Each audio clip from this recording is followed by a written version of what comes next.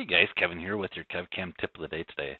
So today I want to show you how to load in those settings. So yesterday I showed you how to save out those settings, and now let's say you moved over to a new computer and you want to apply those exact same settings that you were using on a previous computer onto a new computer, or you want to use those same settings as a coworker was using before. So easy enough, just go ahead and open up your SolidCAM settings.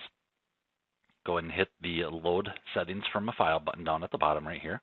Go to the proper directory where those settings were saved. So you can see we have SolidCAM settings right here. This can be named whatever you guys would like to.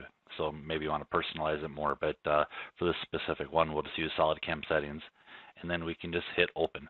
Now, like I was talking about with the .reg file versus sreg, you can have the two different file types right here as well.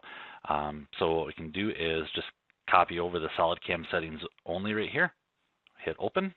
It's going to tell me all the current ones are going to be overwritten. Do you want to continue? Yes.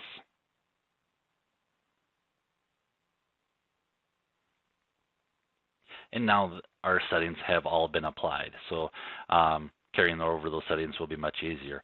Now, one thing I just want to kind of throw out there is if you and a coworker want to share the exact same settings, this is a great way to go about it, but there is one area that you will need to go change. If you go to the CAM part right here, this CAM part directory, if you're using a different login, it has to be pointed to your user login, not your coworker's login. So this is the only one that you'll have to go back through and change just to make sure it's tied to your computer and your username, not the other coworker. So just want to show you guys that for the KevCAM tip of the day, and have a great weekend, guys, and we will talk to you guys next week. Thanks, guys.